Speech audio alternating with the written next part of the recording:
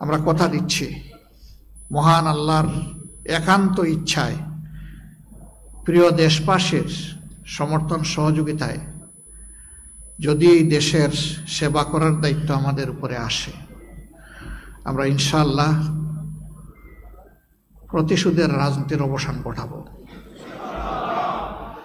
বৈষম্যের রাজনীতির অবসান ইনশাআল্লাহ ঘটাবো এবং সমাজ থেকে বৈষম্য দূর করার জন্য প্রিয় জনগণকে সাথে নিয়ে আমাদের সবটুকু উজাড় করে আমরা চেষ্টা করব।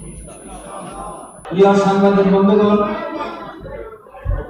আজ 27শে ডিসেম্বর মঙ্গলবার, ডিসেম্বর না, দিনটি বাংলাদেশের ইতিহাসে 27শে মে, তো 27শে মে, আজ 27শে মে মঙ্গলবার, দিনটি বাংলাদেশের ইতিহাসে আর নাড়াচাড়া কেন? আর কোন নাড়াচাড়া হবে না, খুলে গেলে খুলে গেছে, এখন যান। আজ সর্বোচ্চ আদালত, বাংলাদেশ সুপ্রিম কোর্টের আপিল বিভাগ মুসলিম জননেতা এটিএম আজাদ ইসলামকে সকল অভিযোগ থেকে বেকসুর খালাস প্রদান করেছেন আলহামদুলিল্লাহ, এবং অবিলম্বে তাকে মুক্তি দেওয়ার নির্দেশ দিয়েছেন। আমাদের প্রিয় নেতা জনাব এটিএম আজাদ ইসলাম সম্পূর্ণ নির্দোষ, তিনি মুক্ত, তিনি স্বাধীন, আলহামদুলিল্লাহ। আজকে এই রায় পরবর্তী ঐতিহাসিক মুহূর্তে আমিরে জামাত ডাক্তার শফিকুর রহমান এই সাংবাদিক সম্মেলনের আয়োজন করেছেন। এখনই তিনি আপনাদের সামনে বক্তব্য পেশ করবেন। এই সাংবাদিক সম্মেলনে উপস্থিত আছেন সম্মানিত আমিরে জামাত, নায়েব আমির বৃন্দ, ভারপ্রাপ্ত সেক্রেটারি জেনারেল, সহকারী সেক্রেটারি জেনারেল বৃন্দ, কেন্দ্রীয় নির্বাহী পরিষদ সদস্য সহ কেন্দ্রীয় ও মহানগরী নেতৃবৃন্দ। সাংবাদিক সম্মেলন মহাগ্রন্থ আল কোরআন থেকে তেলাওয়াতের মাধ্যমে শুরু হচ্ছে। মহাগ্রন্থ আল কোরআন থেকে তেলাওয়াত করছেন কারি বেলাল হুসাইন।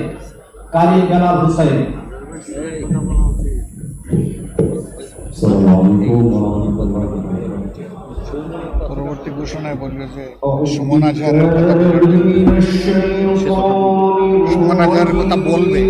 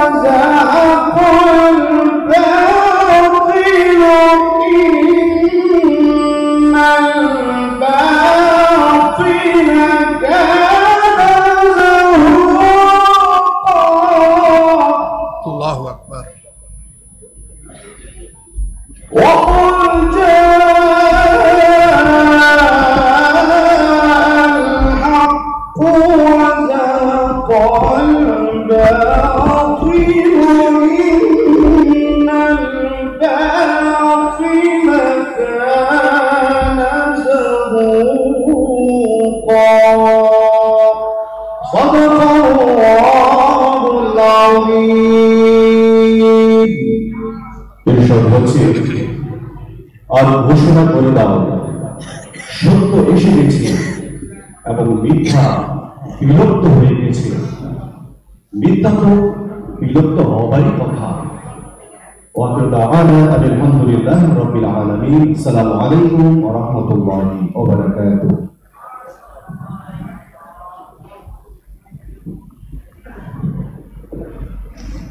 প্রিয় সাংবাদিক বন্ধুগণ, আজকের এই ঐতিহাসিক সাংবাদিক সম্মেলনে উপস্থিত আছেন জনাব এটিএম আজহারুল ইসলামের জন্য দেশের সর্বোচ্চ আদালতে যারা লড়াই করেছেন সেই আইনজীবীবৃন্দ, উপস্থিত আছেন বাংলাদেশে জুডিশিয়াল কিলিংয়ের শিকার হয়ে যারা শাহাদাত বরণ করেছেন সেই শহীদ পরিবারের সম্মানিত সদস্যবৃন্দ, আরও উপস্থিত আছেন মজলুম জননেতা যিনি আজকে ঐতিহাসিক রায়ের মাধ্যমে নির্দোষ ঘোষিত হলেন, জনাব আজহারুল ইসলামের পুত্র তাসনিম আজহার সুমন।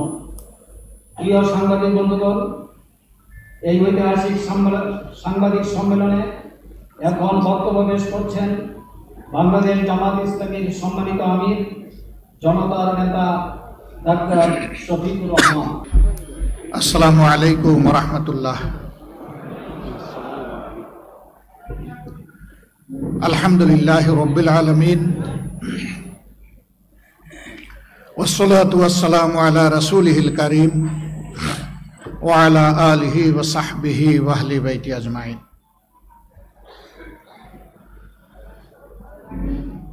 বাংলাদেশ জামাত ইসলামীর উদ্যোগে আয়োজিত আজকের এই সাংবাদিক সম্মেলনে উপস্থিত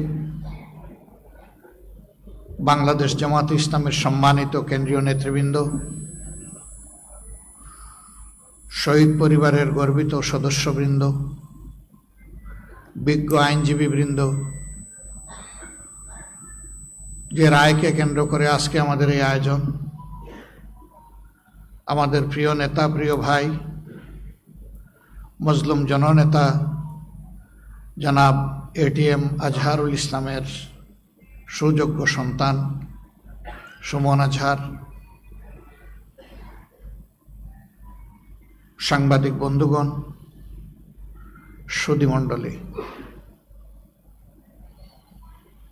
আমি আল্লাহ রাব্বুল আলামিনের অসংখ্য অসংখ্য শুকরিয়া আদায় করছি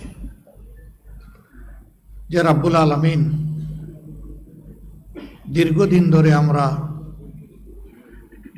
এমন একটি সুবিচারপূর্ণ রায়ের জন্য অপেক্ষা করছিলাম, সেই রায় দিয়ে আজকে আমাদেরকে তিনি আরো বেশি কৃতজ্ঞ এবং অলংকৃত করেছেন। সেই মহান রবের দরবারে হৃদয়ের গভীর থেকে শুকরিয়া আদায় করছি, আলহামদুলিল্লাহ। প্রিয় সাংবাদিক বন্ধুগণ, আপনারা জানেন বাংলাদেশ জামাত ইসলামী বিগত শেখ হাসিনার স্বৈর শাসনামলে ভয়ঙ্কর ধরনের জুলুমের শিকার হয়। জুলুম করে আমাদের বুক থেকে এক এক করে 11 জন শীর্ষ দায়িত্বশীল নেতাকে মিথ্যা মামলায় সাজানো পাঠানো আদালত এবং মিথ্যা সাক্ষীর মাধ্যমে কার্যত জুডিশিয়াল কিলিং করা হয়েছে।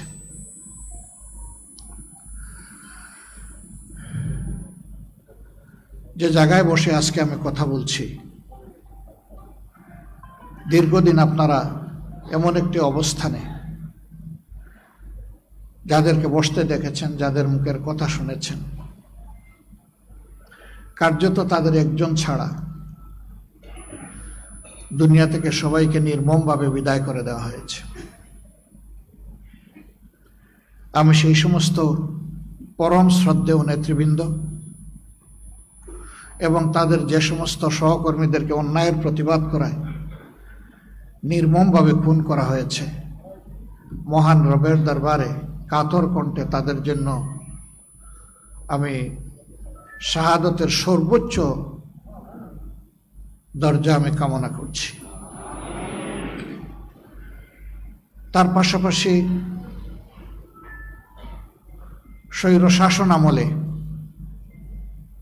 বিভিন্ন রাজনৈতিক ধর্মীয় সংগঠনের, সামাজিক সংগঠনের, মিডিয়ার কর্মীবৃন্দ এবং সাধারণ প্রতিবাদী জনগণ যাদেরকে নির্মমভাবে খুন করা হয়েছে, বিশেষ করে 24-এর গণবিপ্লবের সময় যাদেরকে হত্যা করা হয়েছে, আল্লাহ তাআলার দরবারে দোয়া করে আল্লাহ তাদেরকেও শহীদ হিসাবে কবুল করুন। এই সকল শহীদ পরিবারের সম্মানিত সদস্যবৃন্দের প্রতি আমাদের সীমাহীন ভালোবাসা, শ্রদ্ধা এবং কৃতজ্ঞতা। মহান রবের দরবারে দোয়া করি তিনি যেন তাদেরকে এর উত্তম বদলা দুনিয়া এবং আখিরাত দুই জায়গায় দান করেন এবং শহীদদের সাথে আল্লাহ তাআলা তাদেরকেও যেন পরম মায়ার ঠিকানা জান্নাতের জন্য কবুল করেন। আমরা যারা তাদের দায়িত্ব কাঁধে নিয়ে আমাদের যোগ্যতার সীমাহীন ঘাটতি থাকা সত্ত্বেও এগিয়ে চলার চেষ্টা করছি, আল্লাহ তাআলা তার কুদরতি হাত দিয়ে এই জাতি এবং দ্বীনের খেদমতের জন্য আমাদেরকে কবুল করুন। আপনারা জেনেছেন ইতিমধ্যেই আজকে বাংলাদেশের সর্বোচ্চ আদালতের সুপ্রিম কোর্টের পূর্ণাঙ্গ বেঞ্চ আমাদের রিভিউ আবেদন শুনানির পর তার রায় আজকে ঘোষণা করেছেন। এই রায়ে আমাদের সম্মানিত মজলুম নেতা এবং ভাই জনাব আজহারুল ইসলামের বিরুদ্ধে আনীত সকল অভিযোগ থেকে তাকে খালাস দেওয়া হয়েছে। আলহামদুলিল্লাহ রাব্বিল আলামিন। আজ বড় মনে পড়ে জাতির এই সংকট মুহূর্তে, কঠিন বাঁকে আমাদের মাথার তাজ এই সমস্ত নেতৃবৃন্দ যদি বেঁচে থাকতেন,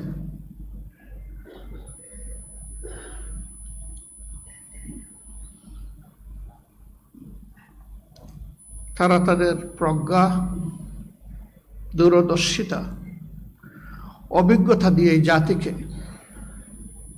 পথ দেখাতে পারতেন।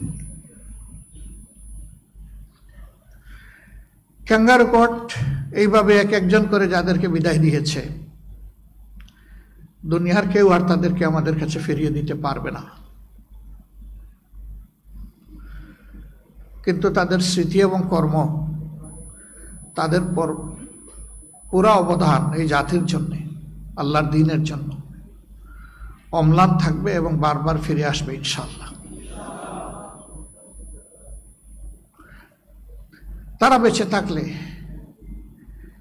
এই জাতিকে সততা, দক্ষতার সাথে সেবা দিতেন এবং রাজনীতিতে অনেক গুণগত পরিবর্তন আসত। মহান আল্লাহ তাআলার দরবারে দোয়া করি আল্লাহ তাআলা তার এই সমস্ত নেক বান্দাদের ঘাটতি যেন আমাদেরকে পূরণ করে দেন। প্রিয় সম্মানিত ভাইয়েরা, এই মামলাগুলা পরিচালনা করতে গিয়ে সীমাহীন জালিয়াতির আশ্রয় নেওয়া হয়েছে। কিভাবে আশ্রয় নেওয়া হয়েছে? এককালীন প্রধান বিচারপতি এস.কে. সিনহা তার লেখা নিজের বইয়ে তিনি তার অপরাধ স্বীকার করে নিয়ে তা তুলে ধরেছেন। কিভাবে বিচার নয়, পরিকল্পনা মাফিক ঠান্ডা মাথায় এই নেতৃবৃন্দকে খুন করতে হবে তার ছক বিচার বিভাগ এবং সরকার মিলে তৈরি করেছিলেন। এর পাশাপাশি এমন পরিবেশ বাংলাদেশে সৃষ্টি করা হয়েছিল যে এই পরিবেশে অন্যায়ের বিরুদ্ধে প্রতিবাদ করার সামান্য কোনো সুযোগ রাখা হয়নি। আপনারা দেখেছেন একটা রায় হয়েছে, বাস্তবায়ন হয়েছে। যাকে খুন করা হয়েছে বিচারিক আদালতের মাধ্যমে তিনি তো আল্লাহর দরবারে চলে গেলেন, কিন্তু পাশাপাশি একই সময়ে পরিবারের সদস্যদের উপর নির্মম কষাঘাত এবং অত্যাচার করা হয়েছে। আমাদের সম্মানিত ভাই এবং নেতা জনাব আব্দুল কাদের মোল্লা যে রাতে তার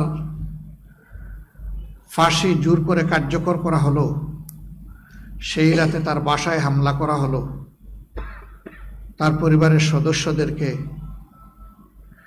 নাজেহাল করে শারীরিকভাবে কষ্ট দিয়ে তারপরে তাদেরকে জেলে পুরে দেওয়া হলো।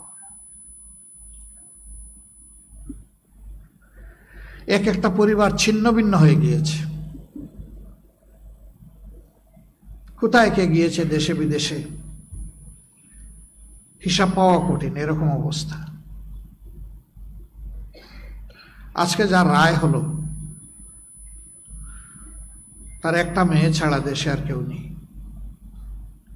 ছেলেটাও দেশ থেকে চলে যেতে বাধ্য হয়েছে। মাঝখানে একবার হিম্মত করে এসেছিল, ভয়ঙ্কর ছাপ তার উপর তৈরি হওয়ার কারণে আমরাই বলেছি বাবা তুই চলে যা। স্কাইপ কেলেঙ্কারির ঘটনা গোটা বিশ্বে নিন্দিত হয়েছে, তিরস্কৃত হয়েছে। গোটা বিচার প্রক্রিয়ার সময় দুইটা টর্চার সেল গড়ে তোলা হয়েছিল। একটার নাম দেওয়া ছিল সেফ হোম, আর একটার নাম দেওয়া হয়েছিল সেফ হাউস। সেফ হোমে ভিকটিম নেতৃবৃন্দকে নিয়ে নাজেহাল করা হতো, সেখানে জিজ্ঞাসাবাদের উচ্চ আদালতের ডিরেকশনও ফলো করা হয়নি, লঙ্ঘন করা হয়েছে। নির্গুম রেখে ঘন্টার পর ঘন্টা, দিনের পর দিন তাদের উপর অত্যাচার চালানো হয়েছে। আমরা তখন নীরবে সহ্য করেছি, সঙ্গত অবস্থান থেকে প্রতিবাদ জানানোর চেষ্টা করেছি। চোখের পানি দিয়ে আল্লাহ তাআলাকে বলেছি, হে আল্লাহ, ইন্নাকা আলা কুল্লি শাইইন কাদির, তুমি সকল কিছুর উপর ক্ষমতাবান, হে মাবুদ, তোমার ক্ষমতার আশ্রয় আমরা নিচ্ছি। সম্মানিত ভাইয়েরা, সেফ হোমে নির্যাতনের পাশাপাশি মিথ্যা সাক্ষী দেওয়ার জন্য লোকদেরকে ধরে এনে সেফ হাউসে রাখা হতো, যাত্রাবাড়ির একটা ঠিকানায়। এই সব কিছু তখনকার মিডিয়ায় উঠে এসেছে। সারা বিশ্বের মানবাধিকার সংগঠন, বিবেকবান রাষ্ট্রনায়ক, মানুষের পক্ষ থেকে এই বিচার প্রক্রিয়ার নিন্দা জ্ঞাপন করা হয়েছে। স্পেশাল এনভয় পাঠিয়ে তাদেরকে স্বচ্ছ বিচারের জন্য অনেক পরামর্শ দেওয়া হয়েছে, কোনো কিছুই কানে তুলেনি। কারণ তারা জানতো স্বচ্ছ বিচার হলে খুন করা যাবে না, কারোই কথা তারা শোনেন। হ্যাঁ, আমাদের নেতৃবৃন্দ চলে গেছেন, সেই নেতৃবৃন্দকে হয়তো এই দুনিয়ায় আমরা পাবো না। আল্লাহ তাআলার দরবারে দোয়া করি, আদালতে আখেরাতে একই সাথে যেন আমাদের হাসর হয়। সম্মানিত ভাইয়েরা, আমাদের প্রিয় নেতৃবৃন্দ এবং আমরা এই দেশকে ভালোবাসি, তারা ভালোবাসতেন। ভালোবাসার জায়গা থেকে তারা চেষ্টা করেছেন দেশের মানুষের জন্য ভালো কিছু করার। তাদের সবটুকু যোগ্যতা উজাড় করে দিয়ে বাংলাদেশে সুস্থ ধারার রাজনীতির প্রবর্তন তারা করতে চেয়েছিলেন। শুধু বিরোধী অবস্থানে রাজপথে নয়, সরকারের ক্ষুদ্র অংশ হওয়ার পরেও সেখানেও গিয়ে তারা চেষ্টা করেছেন সরকার ব্যবস্থাপনাকে ভালো করা যায় কিনা। 2 জন মন্ত্রীর 3টা মন্ত্রণালয়, আপনারাই সাক্ষী। আল্লাহ তাআলা এই বান্দাদেরকে বিশেষভাবে সাহায্য করেছিলেন। তারা সততা এবং স্মার্টনেসের সাথে পুরা সময় জুড়ে তারা তাদের দায়িত্ব পালন করে এক বিরল প্রমাণ বাংলাদেশের জনগণের জন্য রেখে গেছে। সততার নজিরবিহীন উদাহরণ তারা রেখে গেছে। আমরা আশা করি তাদের এই অবদান জাতিকে অনুপ্রাণিত করবে যুগের পর যুগ, শতাব্দীর পর শতাব্দী ইনশাআল্লাহ। সম্মানিত ভাইরা, আদালত পরিচালনা করতে গিয়ে কি হয়েছে আপনারা দেখেছেন। আদালত প্রাঙ্গণ থেকে যে পরিবারের মানুষকে খুনের অভিযোগে নেতৃবৃন্দের ট্রায়াল চলছে, সেই পরিবারের কারো সাক্ষ্য নেওয়া হয়নি, বরঞ্চ এক ভাই সাক্ষ্য দিতে এসেছিলেন, ইসাব আলীর ভাই শুকরঞ্জন বালি, তাকে আদালত প্রাঙ্গণ থেকে অপহরণ করা হয়েছে। সরকারি বাহিনী অপহরণ করেছে, নির্যাতন করে ভারতের মাটিতে নিয়ে ফেলে এসেছে। জেল কেটে কষ্ট করে দীর্ঘদিন পর তিনি ফিরে এসেছেন। আল্লামা দিলওয়ার হোসেন সাঈদী, তিনি শুধু জামাতে ইসলামীর সম্পদ ছিলেন না, তিনি শুধু বাংলাদেশের মানুষের সম্পদ ছিলেন না, তিনি ছিলেন বিশ্বের বিশ্বাসী মানুষের সম্পদ। তার সাথে কি আচরণ করা হয়েছে আপনারা দেখেছেন। তার এই মামলার ব্যাপারে সঠিক কথাটা বলতে সাহস করে শুকরঞ্জন বালি এসেছিলেন, কিন্তু আইনজীবীর গাড়ির দরজা খুলে সেখান থেকে তাকে কিডন্যাপ করে নিয়ে যাওয়া হয়। এর আগে বাংলাদেশের আদালতে জীবনও কখনো এটা ঘটেনি।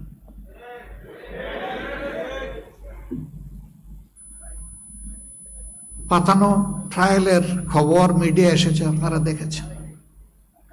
বিচারক বলছেন আপনি খাড়ায় যাবেন, আমি বসায় দিব, জনগণ বুঝবে আমাদের মাঝে কোনো বোঝাপড়া নাই।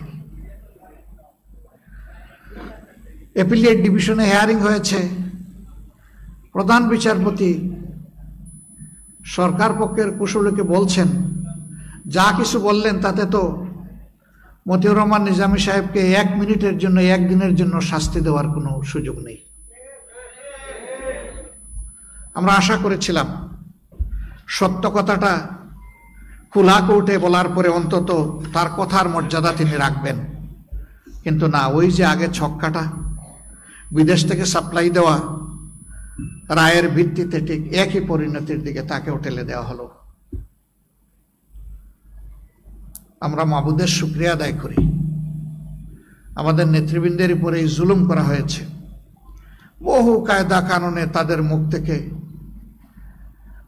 জোর করে যা নয় তা স্বীকার করানোর চেষ্টা করা হয়েছে, এমনকি রায় বাস্তবায়নের আগেও ষড়যন্ত্র করা হয়েছে, কিন্তু না, তারা ছিলেন স্থির চিত্ত, তারা ছিলেন ইমানের বলে বলিয়ান, তারা ছিলেন সত্যের উপর প্রতিষ্ঠিত। এই জন্য মহান আল্লাহর উপর ভরসা করে ফাঁসির তক্তার উপরে গিয়ে দাঁড়িয়েছেন, কিন্তু অন্যায়ের কাছে মাথা নত করেননি। তারা আমাদেরকে শিখিয়ে গেছেন, হে মর্যাদামান জাতি, সত্যের উপর অবিচল থাকলে ফাঁসি কোনো বিষয় নয়। মৃত্যু একবারই হবে, কিন্তু অপমানজনক মৃত্যু নয়, মৃত্যুটা হোক বীরের মতো। তাদের মৃত্যু ছিল বীরোচিত মৃত্যু। আল্লাহ তাআলা তাদের সমস্ত জীবনের সমস্ত নেক খেদমতকে কবুল করে বারাকা দিয়ে পরিপূর্ণ করে দিন। আমরা অনুপ্রাণিত হই, তাদের শেষ সময়টুকু যাই জাতিকে দিয়ে গিয়েছেন তার থেকে। সম্মানিত ভাইয়েরা, এই মামলা পরিচালনা করতে গিয়ে ইন্টারন্যাশনাল কাস্টমারি যে ল আছে তাও ফলো করা হয়নি, আবার ডোমেস্টিক কাস্টমারি যে ল আছে এটাও ফলো করা হয়নি। সাক্ষ্য আইনকে বেমালুম দলিত মতিত করা হয়েছে। আমাদের দেশে এভিডেন্স ল যেটা আছে এটা মোটেই ফলো করা হয়নি। সেদিন সংবিধান কোনো বিষয় ছিল না, আইন কোনো বিষয় ছিল না। যাদের ইশারায় তারা এই কোর্ট পরিচালনা করতেন তাদের ইচ্ছেই ছিল আইন, সেটা বৈধ হোক অথবা অবৈধ হোক।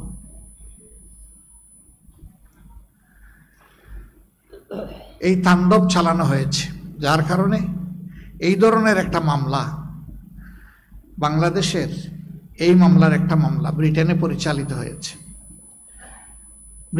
ব্রিটেনের উচ্চ আদালত তাদের রায়ে বলেছে এই মামলাগুলা ছিল, বিচারের নামে এই প্রহসন ছিল just genocide of the justice.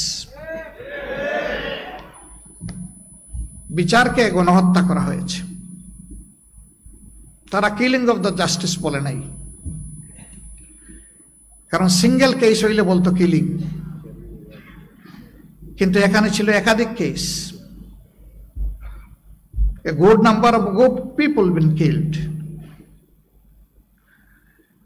এই জন্যই তারা বলেছে it was a genocide to justice. এটা বাংলাদেশের কোর্ট বলেনি, আলহামদুলিল্লাহ। আজকে বাংলাদেশের কোর্ট তাই বলেছে তাদের রায়ের মাধ্যমে।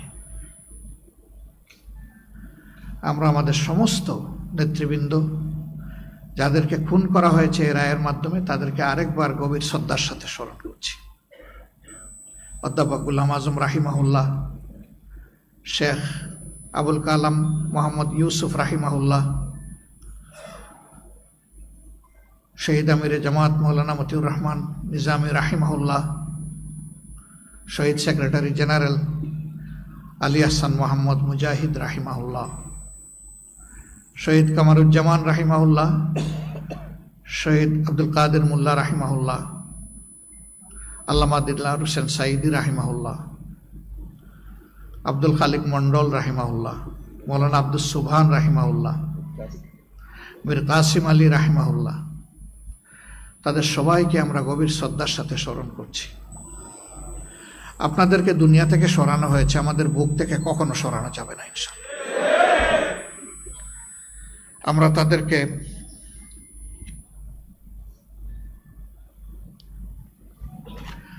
আমরা তাদেরকে আমাদের কর্মের মাধ্যমে স্মরণ করব ইনশাআল্লাহ। আল্লাহ তাআলার কাছে দোয়া করি তাদের রেখে যাওয়া আমানত আল্লাহ যেন আমাদেরকে বহন করার তৌফিক দান করে।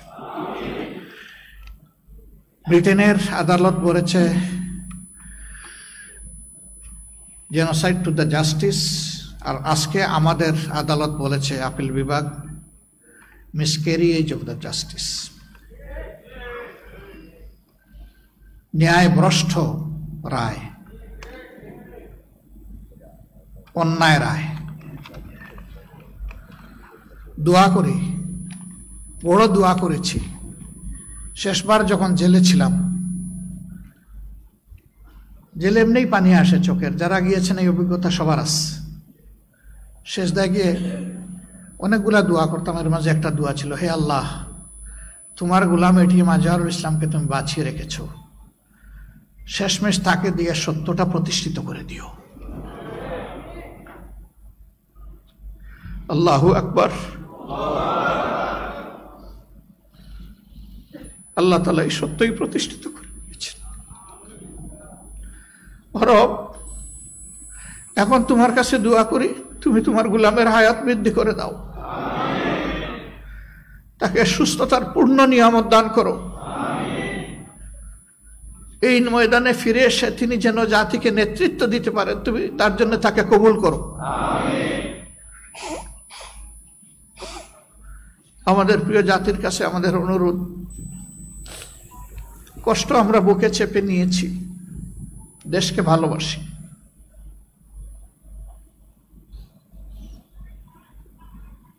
আমরা প্রতিশোধ নেইনি, আপনারা দেখেছেন, কিন্তু আমরা ন্যায় বিচার চাইব। হ্যাঁ, এর রায়ের মধ্য দিয়ে এটা পরিষ্কার হয়ে গিয়েছে, এটা ছিল ইচ্ছাকৃত নেতৃত্ব গণহত্যা।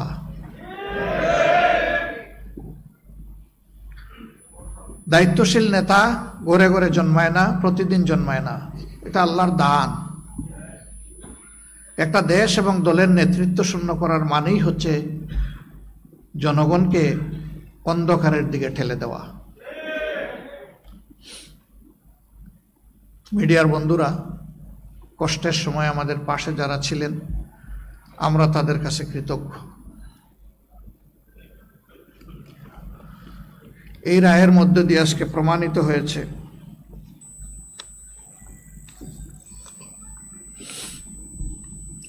সত্যকে চেপে রাখা যায় না। সত্য মেঘের আড়াল ভেদ করে আলোর ঝলক নিয়ে আসে। সেই সত্যটাই আজকে আল্লাহ আমাদেরকে দেখালেন।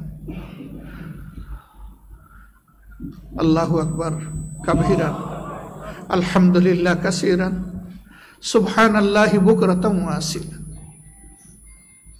হে আল্লাহ, তুমি বাংলাদেশের জনগণের জন্য আমাদেরকে কবুল করো।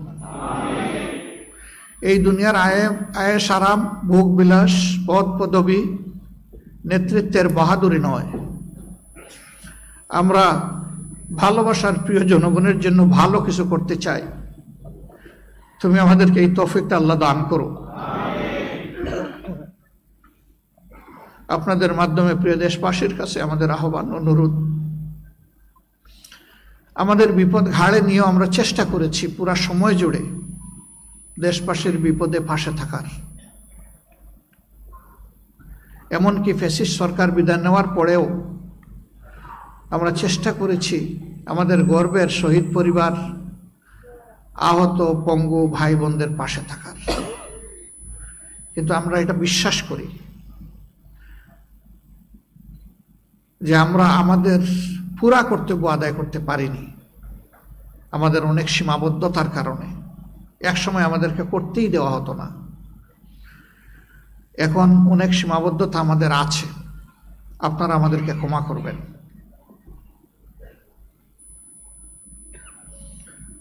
আমাদের কোনো আচরণে, কোনো পারফরমেন্সে আপনারা কষ্ট পেয়ে থাকলে আমাদেরকে ক্ষমা করে দেবেন। যখন যেভাবে হোক, মানুষ আমরা কেউ ভুলের ঊর্ধ্বে না। দল হিসাবে আমরা দাবি করি না যে আমরা ভুলের ঊর্ধ্বে।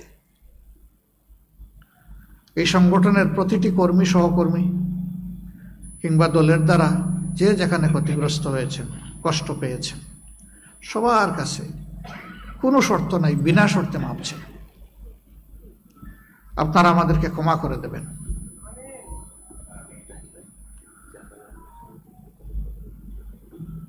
সম্মানিত সাংবাদিক বন্ধুগণ,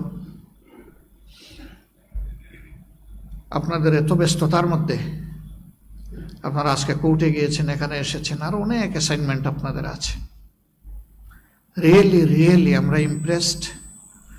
আপনারা এসে আমাদেরকে দারুণ কৃতজ্ঞ করেছেন। আমাদের এই আবেদনগুলা, কথাগুলো খুব নয়, অভিমান নয়, আবেদনগুলো আপনারা প্রিয় দেশবাসীর কাছে মেহেরবানি করে পৌঁছে দেবেন। আল্লাহ জাতির সহায় হন। জাতির অনেকগুলা বার্নিং ইস্যু এখনো আনরিজলভড। এখানেও যেন সমস্ত রাজনৈতিক দলগুলো এবং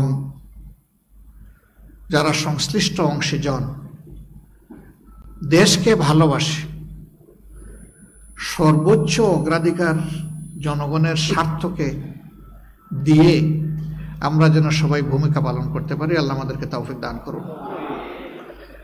আমরা কথা দিচ্ছি, মহান আল্লাহর একান্ত ইচ্ছায়, প্রিয় দেশবাসীর সমর্থন সহযোগিতায় যদি এই দেশের সেবা করার দায়িত্ব আমাদের উপরে আসে, আমরা ইনশাআল্লাহ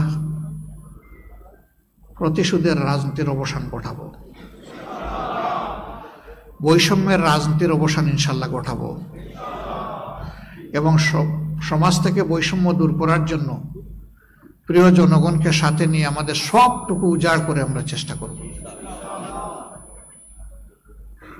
পাশাপাশি আমরা চাইব আমাদের সমাজ দুর্নীতিমুক্ত হোক, দুঃশাসন মুক্ত হোক, অপরাধ মুক্ত হোক, বৈষম্য মুক্ত হোক, কল্যাণধর্মী সমাজ হোক, মানবিক সমাজ হোক। সেই সমাজ পরিগঠনে আমরা আপনাদের সাহচর্য, বন্ধুত্ব, ভালোবাসা, সমর্থন, দোয়া আমরা কামনা করি।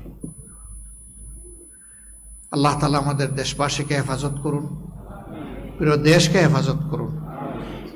এই দেশের স্বাধীনতা এবং সার্বভৌমত্বকে আল্লাহ তাআলা অক্ষুণ্ণ রাখুন।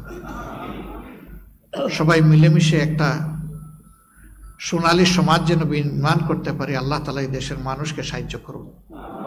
আপনাদের সকলকে আরেকবার ধন্যবাদ, গভীর কৃতজ্ঞতা।